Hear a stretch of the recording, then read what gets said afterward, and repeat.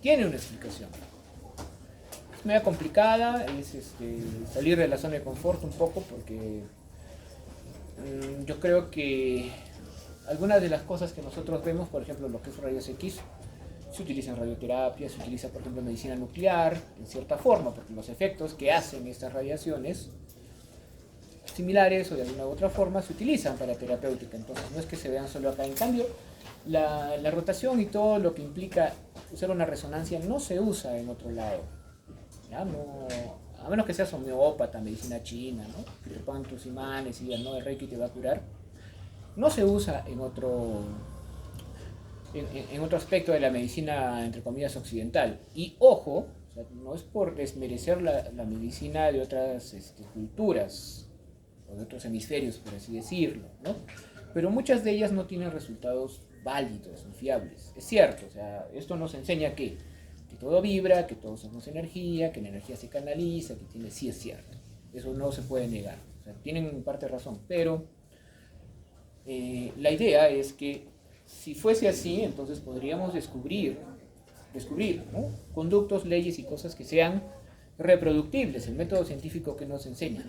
Que si yo tengo esta receta, me sale esta torta, ¿no? O sea, yo puedo reproducir resultados si tengo los mismos elementos. Y lamentablemente, en el caso de la medicina, entre comillas, alternativa, es muy dispar. No hay muchas publicaciones que puedan decir que con seriedad los resultados se repiten y se repiten y se repiten, ¿no? Entonces, esta cuestión no es magia en realidad, ¿no? Alguien dijo alguna vez que la magia es las cosas, o sea, los fenómenos físicos que todavía no podemos explicar, pero que ciertamente obedecen a una ley, ¿no? Tú pones esto hace 500 años y parecería que es magia, pero no lo es, pues tiene una explicación bastante lógica y coherente, aunque difícil, eso sí, ¿no? Oye, ¿qué usamos en la resonancia? Nos valemos de partículas.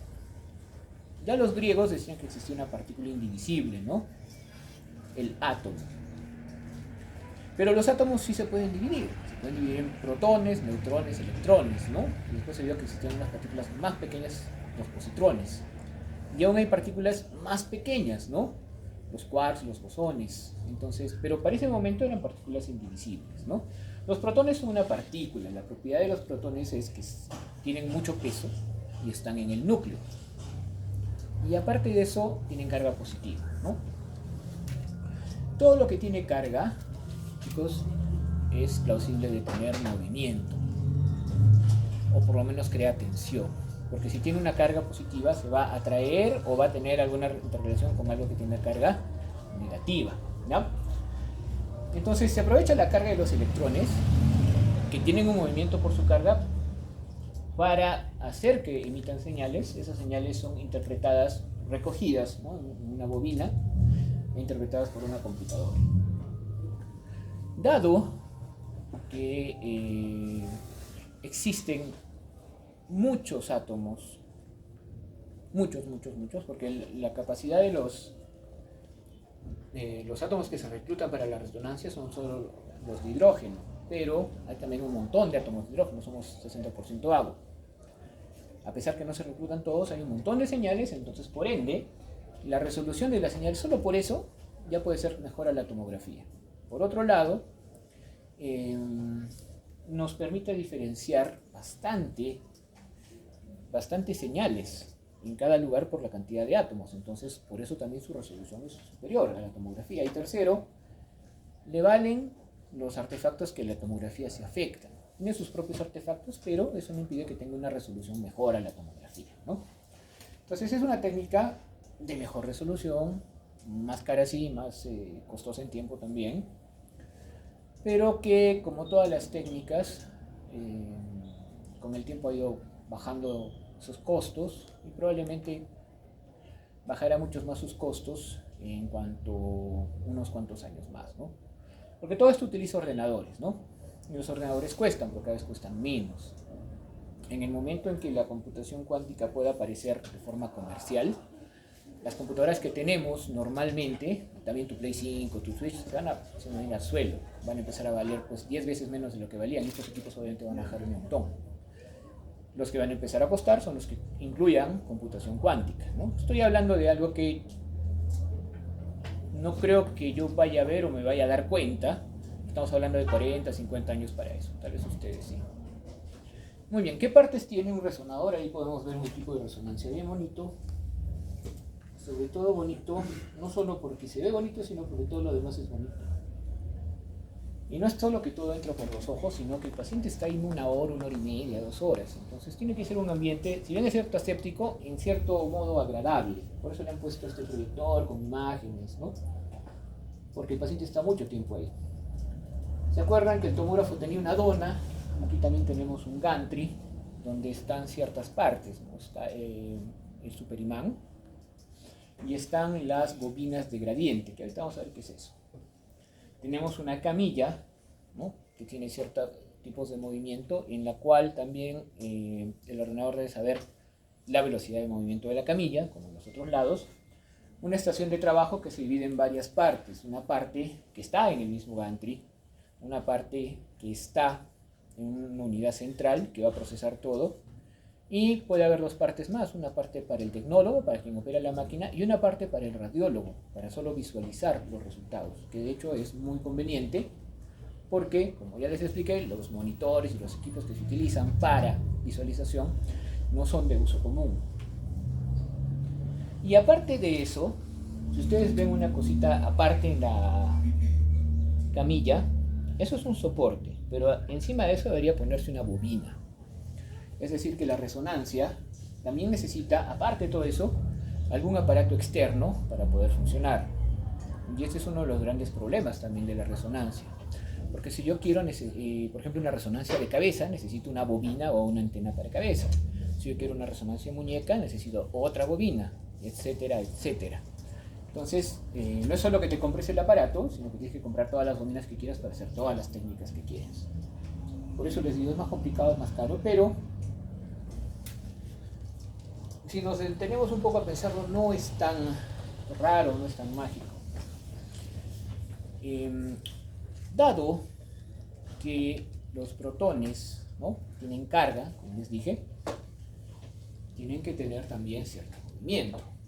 Los electrones tienen carga, ¿no? Ya lo habíamos visto, ¿no? Y tienen una carga negativa y dan vueltas alrededor del protón como una especie de gravedad. Y el protón, por su carga positiva y tener un polo negativo, también va a tener un polo negativo por la energía de los electrones, y por cualquier otra energía que esté en el campo va a tener también un movimiento, solo que como no hay nada que lo jale al protón, va a tener un movimiento sobre sí mismo. Ahora, Isidro Isaac descubre que si tú aplicas una fuerza a un protón, el protón no solo gira alrededor de sí mismo, sino se trata de orientar hacia la fuerza magnética que le das, y empieza a tener un movimiento que ya no es solo la rotación, sino un movimiento como que fuera un trompo. No sé si alguna vez han jugado un trompo. ¿Han jugado? No. Ya. ¿Han visto Inception? ¿Sí? ¿Ya? Para ustedes ya es una película viejita. En Inception está Leonardo DiCaprio y se mete a los sueños y tiene su peonza, ¿no?, para girar. Y cuando la peonza se cae significa que está despierto. Si nunca se cae significa que está dormido. Entonces cuando la peonza se empieza a caer, empieza a hacer este movimiento. Ese es el movimiento que hace el protón. Se llama precesión. Y cuando hace ese movimiento puede emitir una señal porque está girando, digamos, a cierta frecuencia. Esa es la resonancia magnética del núcleo, ¿ya? Bloch y Purcell después, en los 40, desarrollan técnicas para detectar esa resonancia. Físicamente es una cosa increíble, por eso reciben el premio Nobel, ¿no?, aunque no le encontraron utilidad en realidad, ¿no? Recién después, en la década del 60, y miren que ya estaban viendo la resonancia, junto con la tomografía se empieza a tener interés en aplicar esta tecnología para imágenes médicas. Tal vez no haya surgido rápidamente porque los ordenadores ahí eran peores que el Atari, o sea, eran muy grandes y tenían muy poca potencia, ¿no?, de procesamiento. Pero en los 70 ya tenemos mejores ordenadores. Entonces este señor, sí, Paul Lauterbach, publica artículos, tenía ya ciertos modelos desarrollados para resonancia magnética, es más, y hacía imágenes también, ¿no? Junto con Mansfield también llegan a desarrollar ya técnicas de imagen de resonancia magnética.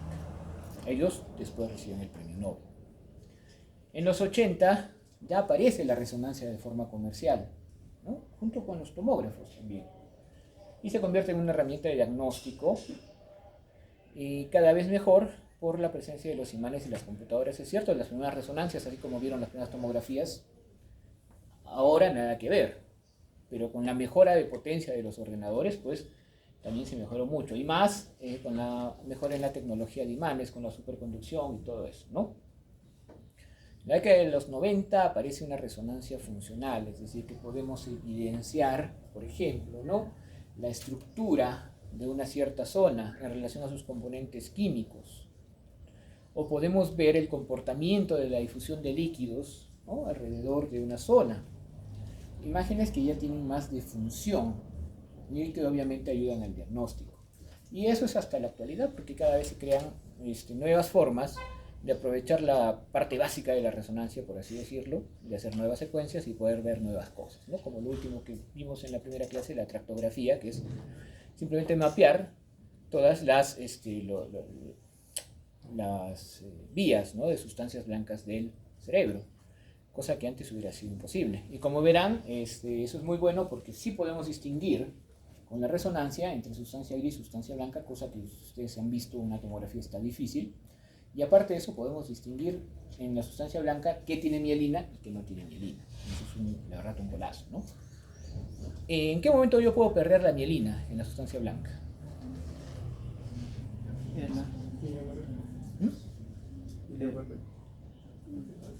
Ahí está. Claro, pero es un criterio clínico más el Guillain-Barré, ¿no? Parálisis ascendente, progresiva, antecedente respiratorio. Tengan en cuenta que tienes una forma de demostrarlo si lo necesitas. Todo es cierto.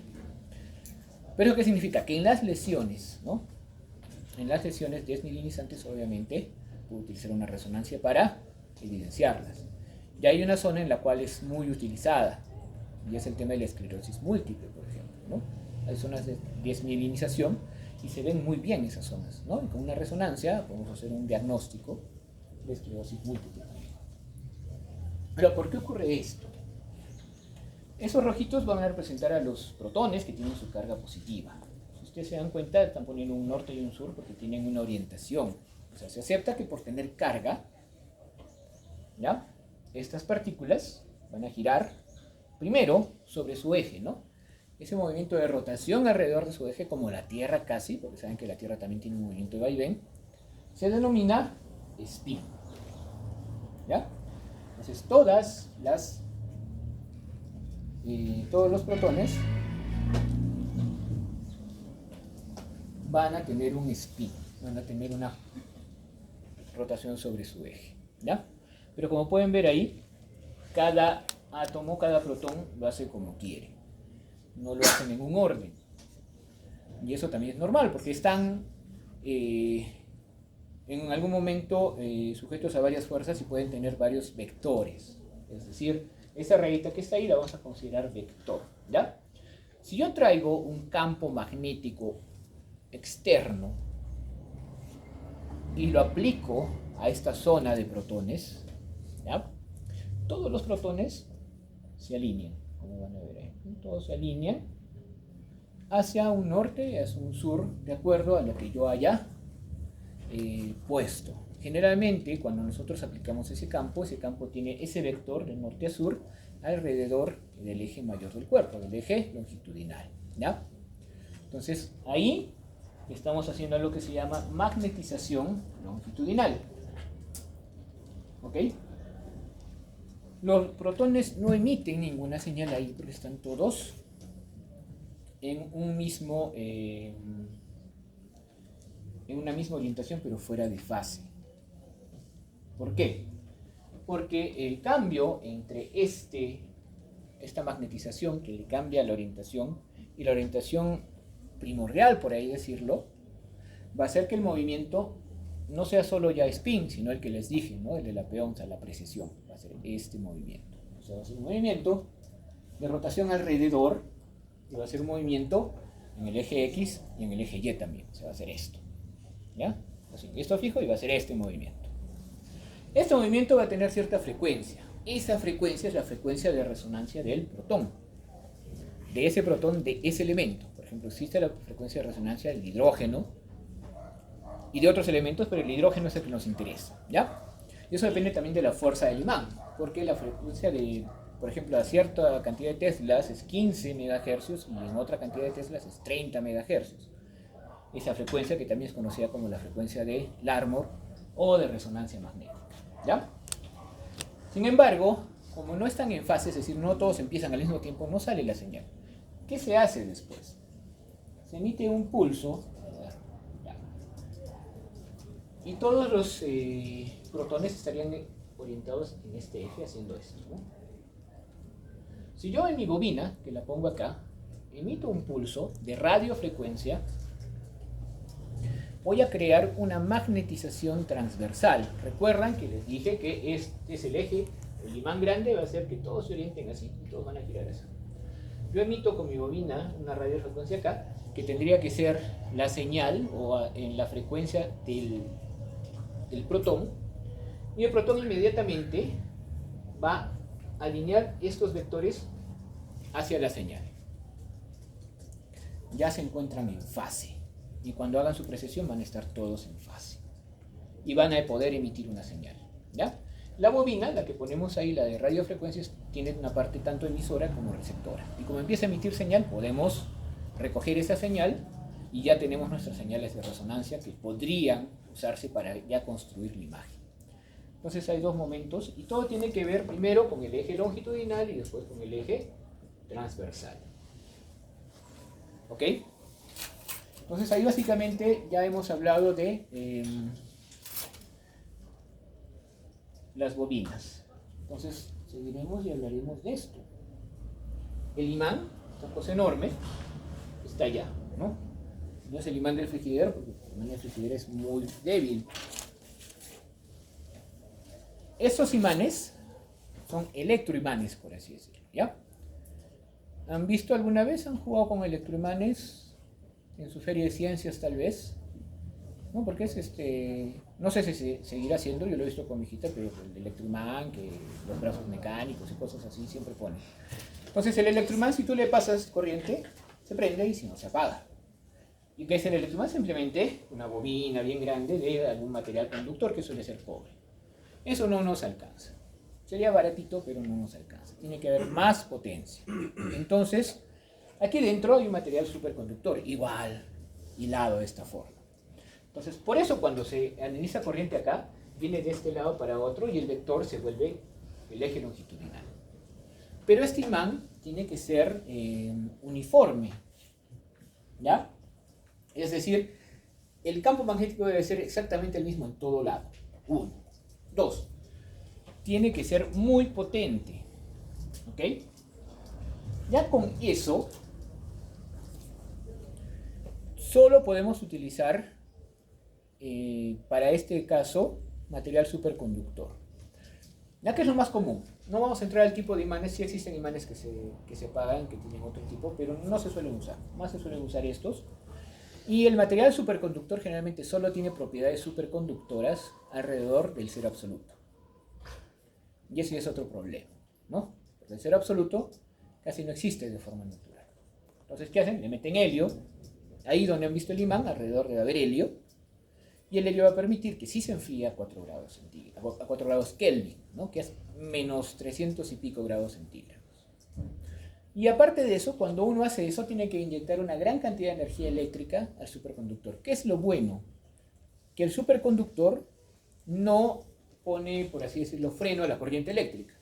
Entonces la electricidad no se va a disipar. Una vez que tú prendes uno de estos imanes, ya no te va a jalar corriente eléctrica. Se va a quedar prendido perpetuamente, ¿ya? Forever and ever. Y eso es bueno porque, como digo ahí, es costoso apagar estos imanes. ¿Cómo lo apagaría uno de estos imanes superconductores? Tendría que ir retirando el helio de a poquitos y con el aumento de temperatura se va perdiendo la conductividad. ¿Por qué? Porque se va disipando la electricidad. Y para volver a prenderlo tengo que volver a meterle helio, y el helio no es barato en ese sentido. Ese helio no es barato, ¿no? Estamos hablando de $50,000, $60,000, así que no sale a cuenta. Siempre está prendido el imán, ¿ya? La potencia de los imanes se miden en teslas.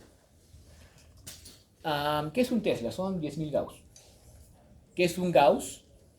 Es el doble del campo magnético de la Tierra. el campo magnético de la Tierra está alrededor de 0,5 Gauss. Entonces ya entenderán que el campo magnético que se forma es demasiado potente. Se pueden utilizar desde 0,5, 0,3 a 3 teslas de forma normal. Hay equipos de investigación que tienen 8 o 10 teslas, ¿no? Pero eso obviamente no lo van a encontrar de forma comercial. Tal vez con mayor potencia, ¿no?, de los imanes, mejor señal y mayores aplicaciones, eso sí, pero también más costo. Ahí hay ejemplos de las bobinas. Por ejemplo, esta bobina que pueden ver ustedes aquí es una bobina para la muñeca. Entra la muñeca, se toma la resonancia. Esta es una bobina para rodilla, que se quedaría acá. Entra la rodilla, se toma la resonancia. Y esta es una bobina y una antena para cabeza. Entonces ponemos ahí la cabeza y tenemos nuestra resonancia de cráneo, nuestra resonancia de cerebro en todo caso. Cráneo no se va a ver, etcétera, etcétera. Como ven, para cada parte es necesario que haya una bobina. También existe la bobina abdominal para abdomen, un receptor y un emisor para abdomen, la bobina pélvica. Y dentro de la pélvica también existe la rectal. La parte emisora emite un pulso de radiofrecuencia específico para la zona. O sea, solo en esa zona se emite el pulso de radiofrecuencia, ¿ya? Por ende, hay bobinas y receptores para cada parte. Y si tú no tienes la bobina específica, tú no puedes utilizar esa para otra parte, porque no va a salir bien, ¿ya? Ahora, para cubrir toda la zona, la parte emisora emite un pulso relativamente amplio, pero la receptora debe estar lo más cerca y lo más pequeña posible para tener el efecto deseado. Existe por eso la bobina y la antena receptora rectal, que tiene una buena calidad de imagen, por ejemplo, pero bueno, ya en general no me tiene que estar, pero con una muy buena calidad de imagen. Y eso es bueno porque existen estrategias para cáncer de recto en las cuales no se da el tratamiento completo, o sea, no se opera. Si la radioterapia llega a hacer el efecto de desaparecer el tumor, en algunos casos podemos esperar, y muchos de ellos ya no desarrollan ningún tumor, algunos se empiezan a desarrollar y se operan. Pero para eso obviamente necesitamos una buena resonancia. Muy bien, entonces la radiofrecuencia o las radiofrecuencias no solo existen dentro o porque nosotros ponemos bobinas, existen aparatos que brindan radiofrecuencias de forma externa y algunas de ellas podrían llegar acá. Entonces, en el lugar, en el búnker donde se encuentra el resonador, debe haber un sistema, ¿no?, que está incluido dentro de la construcción, que probablemente no veamos, pero que está incluido, para aislar esa zona de radiofrecuencias externas. Ese sistema se conoce como la jaula de Faraday. Por último, aparte de la mesa, la idea de la mesa creo que es muy clara, y la idea de una estación de trabajo también, vemos los gradientes o las bobinas de gradientes, ¿ya?, que obviamente producen un gradiente magnético, muy aparte del superimán. Estamos hablando de un Tesla, de 0,5, de 3 Teslas. Estas bobinitas producen militeslas, no es mucho en realidad, pero lo hacen en un gradiente. ¿Cómo en un gradiente? Entonces el campo viene de negativo a positivo, o sea, esa es la dirección de la corriente y tiene 3 direcciones, o sea, hay 3 bobinas, una que va a tener una dirección en el eje X, otra que tiene una dirección en el eje Y y otra en el eje Z, que es el eje longitudinal. Cuando se prenden estas bobinas y se desvía un poquito la señal, eso se puede leer y el sistema puede ubicar espacialmente la señal. ¿Entienden, no? Como que uno de ustedes gritara, yo lo veo gritar y yo sé que está ahí, ¿no? Por ese motivo, esto es importante para construir la señal, porque va ubicando las señales en su lugar correspondiente. Y de acuerdo a las densidades de estos gradientes o el momento en que se prenden, si yo tengo el paciente aquí, yo puedo ordenar a la resonancia, al ordenador, que lea una orientación axial, pero también le puedo ordenar que lea una orientación oblicua o una sagital, nativa, es decir, que adquiere imágenes en esa orientación. ¿Se acuerdan que la tomografía reconstruye? Solo lo hace axial. En cambio, la resonancia toma imágenes primarias, nativas de cada orientación. Entonces, son mucho mejores y tienen mucha mejor resolución que las de la tomografía. Lo otro es que para cierto sistema que se llama el gradiente eco se utilizan también estas bobinas de gradiente, ¿no? Ajá, ya está. Ahora, ese gradiente de eco se llama así, es un tipo de secuencia. ¿Qué es una secuencia? Una serie de pasos para obtener la señal, ¿no?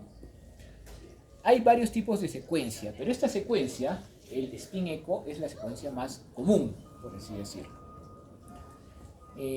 Demora, por ende existe otra secuencia rápida, llamada fast spin echo, que es generalmente lo que encontramos cuando vemos las imágenes. Siempre en las imágenes hay un tag, abajo a la izquierda, abajo a la derecha o arriba a la derecha, que dice el nombre, la edad, todo, pero también dice la secuencia, ¿no? Dice T1, T2, FC, ¿no? Eso es fast spin echo, o SS spin echo, que es lo normal.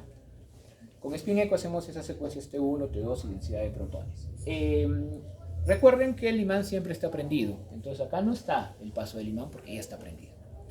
Entre el paciente se coloca todo y lo primero que se hace, se acuerdan, digamos que es rodilla, y tenemos ya la orientación de los protones acá. Esta bobina lo que va a hacer es emitir un pulso de forma transversal, de 90 grados al eje mayor, ¿ya? Y con ese pulso de 90 grados, ¿qué va a hacer? Que todos los electrones, los protones, perdón, que ya les dije, van a precisar, que se llama el movimiento en fase. Y pueden dar una señal. Sin embargo, cuando hace esto, y después hace un pulso de 180 grados, ¿ya? Una vez que están precisados, se produce la señal que leemos. Aquí ya hay una señal, ¿ok? No la ponen aquí, ¿por qué?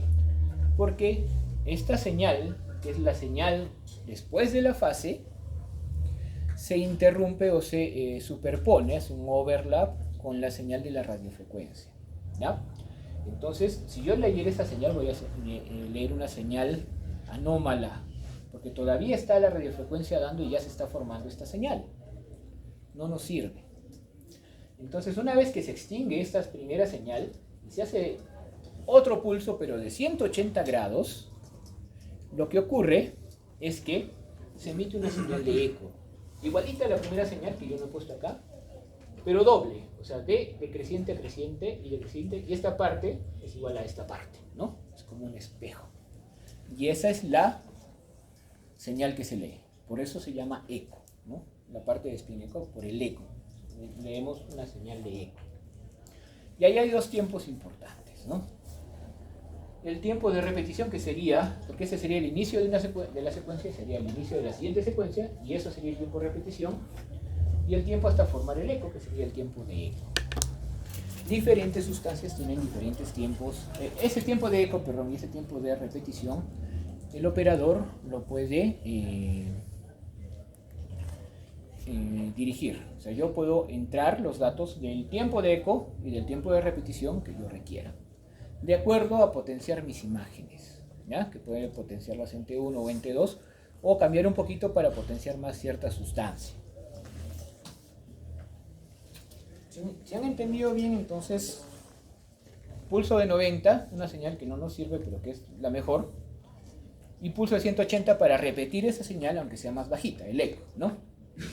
¿Por qué no nos servía la de 90? Porque se superponía, ¿no?, con la señal de la radiofrecuencia, la que había yo mandado.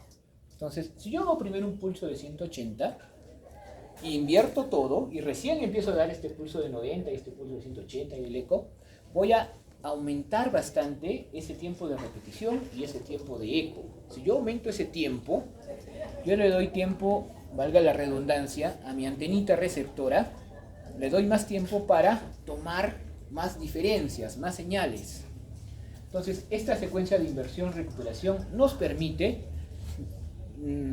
ver mejores diferencias en las señales de agua, en las señales primeras, ¿ok?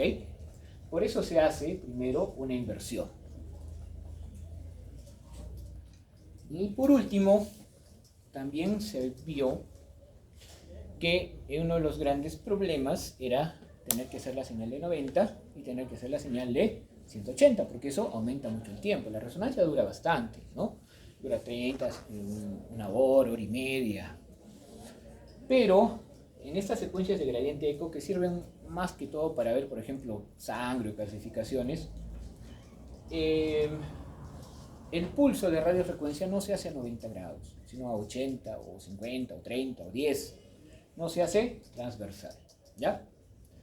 Entonces, el hecho de que no se haga a 90 grados me elimina la necesidad de hacer el pulso de 180 que han visto en las otras dos secuencias que siempre hago, siempre y cuando yo pueda aplicar los gradientes de las bobinas que les dije para ubicar la señal, y esos gradientes me van a dar otras señales, y con esas otras señales puedo suplir, por así decirlo, el pulso de 180. Va a ser una secuencia más rápida, aunque lo que puedo ver con ella es mucho más específico.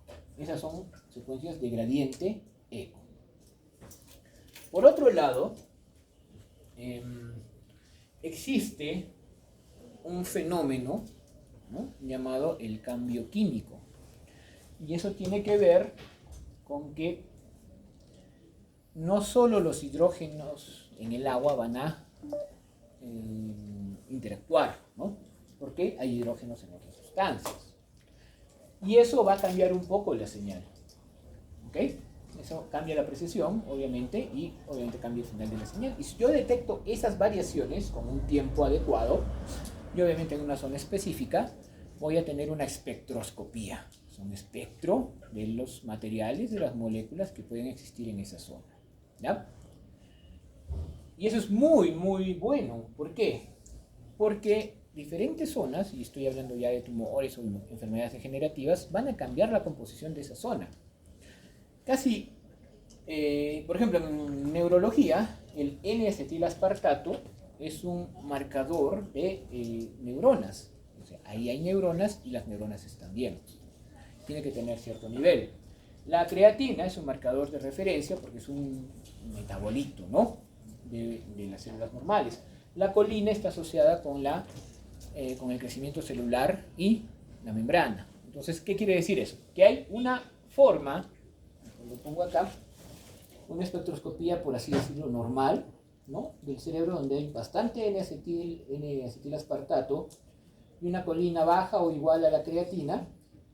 Y hay la que no es normal, de varias formas, pero en este caso es un tumor muy agresivo, que es el glioma de alto grado, en el cual el pico de colina, porque hay muchas más células, está más de 2 veces el de creatina, y como no hay neuronas sanas, sino es glía, ¿no?, patológica, pues el pico de N-acetilaspartato está bajo. ¿Qué significa eso? Yo puedo ver la composición de la zona en relación a moléculas y puedo, coligiéndonos con la clínica, poder saber si una lesión es benigna o maligna, o si no hay lesión en absoluto, ¿no? Por ejemplo, acá es la resonancia de un chiquito de 2 años, y estos valores están perfectos, ¿no?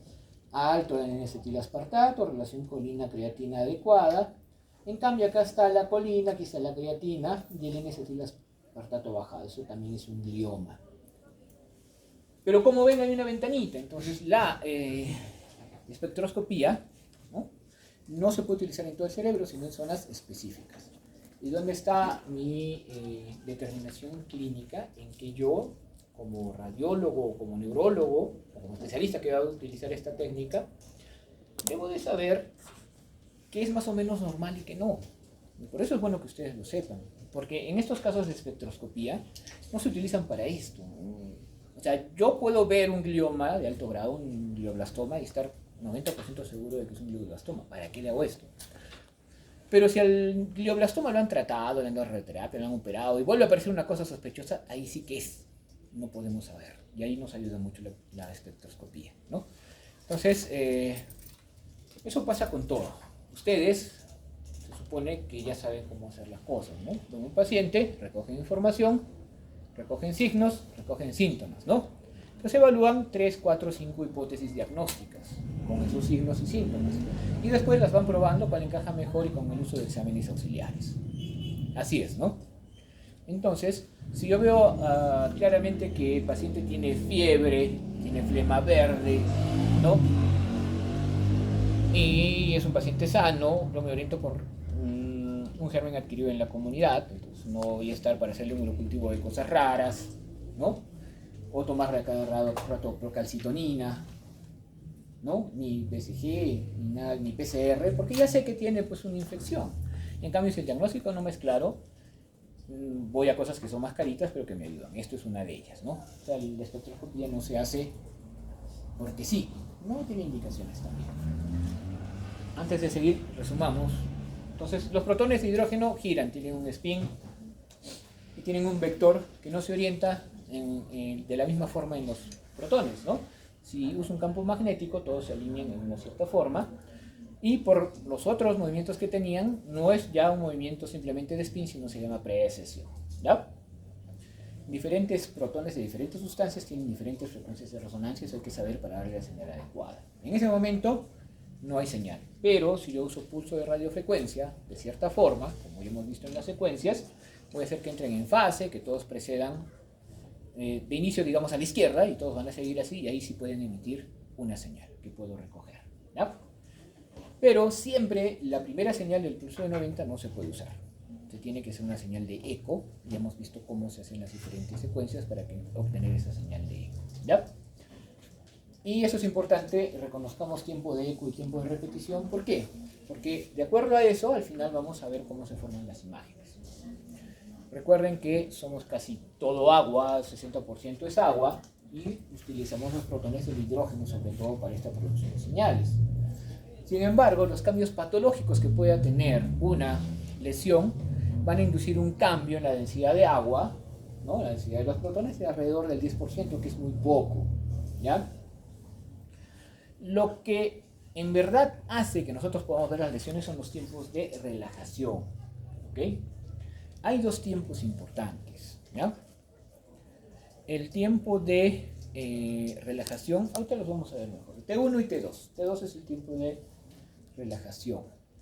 Uno es el tiempo de, digamos, longitudinal, para volver a la magnetización longitudinal, y el otro es el tiempo para volver a la magnetización transversal, ¿ya? Y lo otro es esto, ¿ya? No todos los protones en la misma sustancia o en una sustancia se reclutan para hacer este fenómeno, algunos más que otros. La grasa generalmente tiene una apariencia brillante, ¿ya?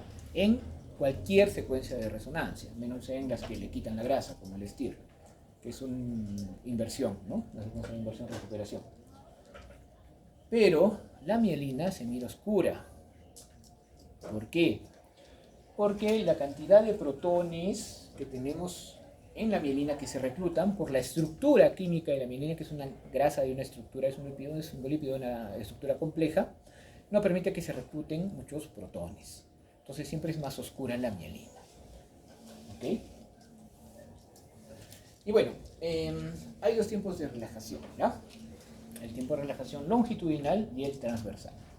El longitudinal es el que va a tomar el protón para volver, una vez que tiene la señal, para volver a su vector en el eje longitudinal, ¿no? Cuando recién le pusimos el campo magnético externo. Pero no es todo, sino que solo es el 67%. ¿Por qué? Porque es el cambio mayor. Los siguientes cambios son más pequeños. Si ustedes se acuerdan de estadística, las desviaciones estándar, la primera es 67%, la segunda es 95%, la tercera es 97%. Entonces los cambios de desviaciones estándar ya son pequeños, por eso se utiliza la primera desviación. Entonces, ese tiempo de relajación hace, si nosotros lo transformamos en imágenes, la grasa, por ejemplo, tiene una relajación, un T1 bien corto. Tiene un tiempo de remagnetización bien corto. Entonces va a emitir gran señal, por ende la grasa va a ser hiperintensa, ¿no? El hueso casi no tiene hidrógeno.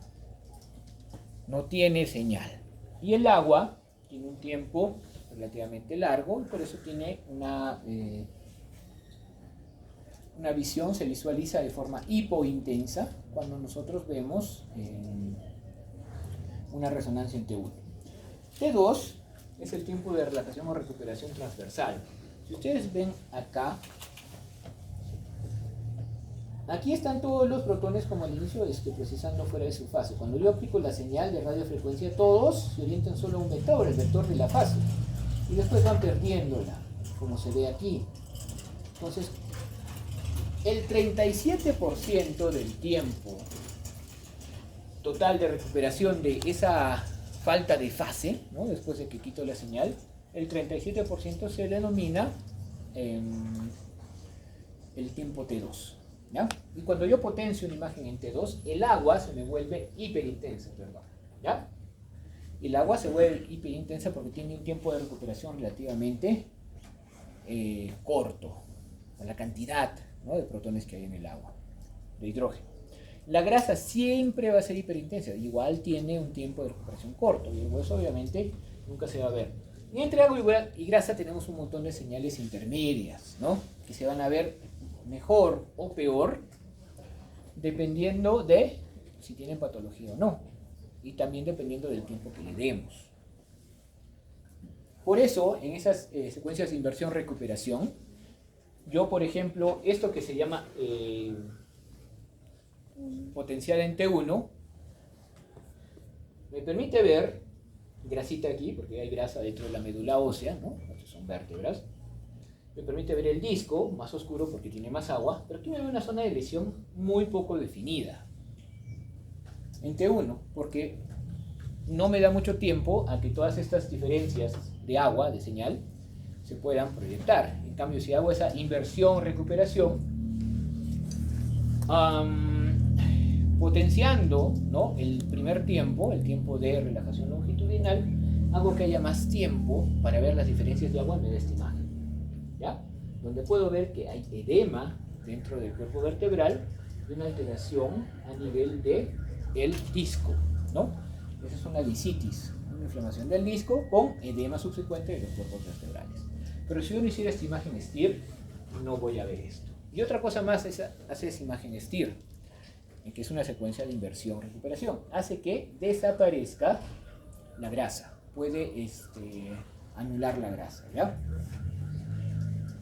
En cambio, en las secuencias FLAIR, ¿no?, que es secuencia de atenuación de fluidos, todos los fluidos, es decir, todo lo que sea un líquido que tiene movimiento, aunque sea lento, va a desaparecer. En las secuencias T2, como pueden ver, porque esta es una imagen coronal del encéfalo, ahí tenemos el septum pellucidum, ¿no?, este es el fornix, y tenemos los ventrículos laterales y el tercer ventrículo, ¿ya? Esto obviamente es el espacio subaracnoideo, y ahí hay líquido cefalorraquídeo que va lento, lento, caminando, pero se mueve. Y aquí también pareciera haber líquido cefalorraquídeo, podría ser. Sin embargo, aplicando FLAIR, suprimo, que es el término más correcto, suprimo los líquidos, suprimo los fluidos, y me quedaría con ¿qué? Me quedaría solo con zonas de edema, que no parece eso, y con lesiones patológicas. ¿Dónde está esa lesión? Está en la sustancia blanca, ¿no? Arriba no podría distinguir bien, pero abajo, una vez que ya no hay líquido, sigue estando la lesión, ¿no? Entonces, o es una lesión de edema, que no parece, o es una lesión desmielinizante, porque ahí la mielina se vería oscura, pero como no se ve oscura, significa que ha perdido la mielina esa zona. Entonces, ahí hay una lesión esclerótica y nos puede dar el diagnóstico de una esclerosis múltiple, ¿no?, si encontramos otras lesiones. Y los gradientes secos son más ideales para ver sangre o calcificaciones. En este caso, estamos viendo aquí una hemorragia, ¿ok? Se llama esta secuencia T2 estrella o T2 star. Ahora, cada equipo tiene un montón de secuencias, y si uno tiene especial interés, tendría que preguntarle a quien ha hecho la resonancia qué va a mirar cada secuencia. El radiólogo generalmente te da un informe detallado, pero dependiendo del radiólogo a veces solo te informa y no te da una conclusión, ¿no? Entonces también es necesario hacerles recordar que todo esto es inespecífico, ¿ya? O sea, la resonancia no te dice que es un cáncer, mira que hay edema, se ha roto el ligamento, sino que es la experiencia clínica de un radiólogo, de quien vea esto, la que va a interpretar la información. Sí, es cierto, o sea, es muy sensible. Hay una lesión, pero es poco específica per se. La especificidad la vas a poner tú con lo que tú sepas de clínica. Entonces, ese es lo más importante para interpretar resonancias, es conocer qué podemos buscar o tener una idea. No se debe sacar la resonancia porque vamos a ver qué tiene, pues porque con eso ya hago el diagnóstico. No, se tiene que hacer con conocimiento de causa. Por otro lado, las moléculas de agua tienen la capacidad de pasar alrededor de las células, por el intersticio. Y si hay muchas células, no pasa mucha agua. Si hay pocas células, pasa bastante agua. En una secuencia de difusión, por ejemplo, en la DWI, si pasa mucha agua, va a haber un aumento de la señal, ¿ya? Pero en las secuencias ADC va a haber una pérdida de señal. Porque, como pueden ver, el líquido aquí, ¿no? Solo hay líquido, el líquido cefalorraquídeo se ve muy intenso y aquí nada. ¿Eso qué significa? Que esta zona tiene pocas células. Y es una zona grande, ¿ya? Y obviamente no tiene edema. ¿Qué creen que puede hacer? Muerte cerebral. Ya está, porque hay pocas células, ¿no? ¿Y por qué se hubiera provocado la muerte cerebral? Un infarto cerebral, ¿no? Es una zona enorme, pero es un infarto cerebral. Entonces, la difusión, que a veces lo utilizamos mucho en oncología, no solo sirve para eso, sino para tener imágenes claras de este tipo de lesiones en las cuales hay poca celularidad, como por ejemplo un infarto, ¿no? Por último, paramagnetismo. Todas las sustancias, todos los átomos van a tener cierto campo magnético, ¿ya? Para no entrar en muchos detalles, existen dos tipos principales en el cuerpo. Primero es el diamagnetismo, que es lo que hace casi toda sustancia del cuerpo, y el otro es el paramagnetismo. El paramagnetismo lo puede producir, por ejemplo, el hierro, ¿ya? Y cuando se desnaturaliza, mucho más. Es una capacidad de alterar el campo magnético de las células alrededor. Entonces, conociendo eso, tenemos esto que es el paramagnetismo artificial, que básicamente es aprovechar alguna sustancia que va a producir paramagnetismo para usarla como potenciador, o sea, como medio de contraste, ¿ya? La sustancia que se suele utilizar se llama gadolinio. El gadolinio es un elemento perteneciente al grupo de tierras raras, ¿no? Metal, y es poco menos tal vez tóxico que el yodo, ¿no? Que el iopamidol. Pero igual se tiene que tener cuidado porque puede producir reacciones alérgicas, más que todo, no tanto insuficiencia renal, pero sí reacciones alérgicas. Es una macromolécula. Entonces las macromoléculas cuando llegan en los vasos no van a poder difundirse afuera, ¿no? A menos que el vaso esté comprometido. Entonces el gadolinio va a pintar vasos sanguíneos. Por ende, si una zona está íntegra, pero tiene mucha vascularidad, la va a pintar, ¿no? Por otro lado, si hay una lesión, se va a extravasar y también la va a pintar. En este caso, la zona está íntegra, pero tiene bastantes vasos sanguíneos, entonces es un tumor.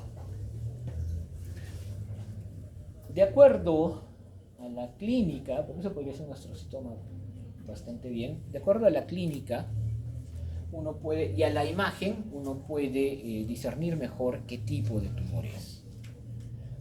Y otra vez, lo que les decía, es muy específica, no es poco específica la resonancia, muy sensible en todo, pero poco específica. Entonces, no vale casi nada la resonancia, ¿no? Si no conocemos qué vamos a buscar, ¿no? Por otro lado, es costosa. Y no cualquiera puede utilizar un resonador, ¿ya? O sea, para hacerlo bien tienes que estudiar. Hay especialidad, los tecnólogos tienen que hacer una especialidad de resonancia para poder hacerlo bien, ¿no? Es específico para una zona, no puede hacer resonancia de todo, puede hacer resonancia de todo el cuerpo, pero no le veo mucho el valor. Hay situaciones específicas para eso. El imán siempre está prendido, ¿ok? Pues acuérdense. Pero por otro lado tienen una gran resolución, no usa radiación ionizante, entonces tú puedes repetir los exámenes sin riesgo de provocar un daño, o puedes utilizarlo en embarazadas con toda confianza, ¿no? Puede tomar cualquier plano de forma original, no es reconstrucción. Se demora bastante, pero existen secuencias rápidas que pueden reemplazar a las lentas, con una pérdida de calidad aceptable, ¿ya? Y aparte eso puede ser más funcional que la tomografía, el tema de la resonancia. Entonces, obviamente tiene ventajas. Que hay que sopesar contra lo caro que es para poder indicar una resonancia. Para tejidos blandos, ¿no? Para ligamentos, cartílagos, por ejemplo, para el cerebro es el examen de indicación, porque es el único que te permite ver mejor las imágenes. Pero vamos a ver después que, por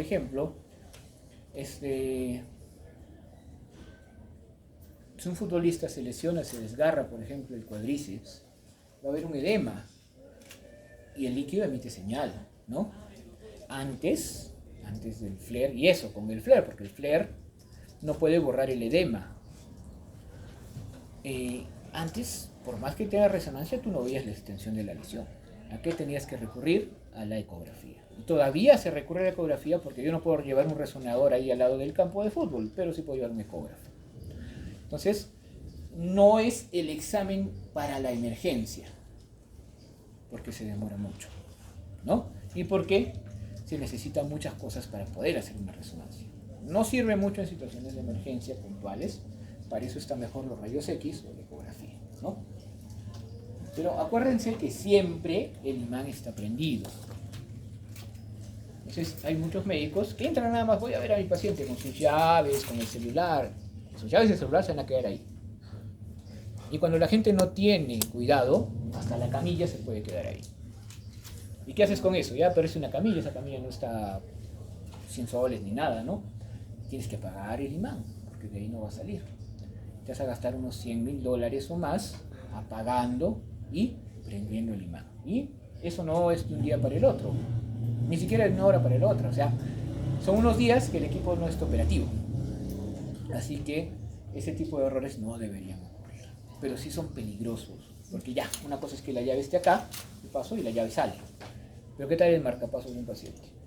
¿No? Entonces siempre hay que tener cuidado y recordar que siempre hay un imán poderoso encendido ahí.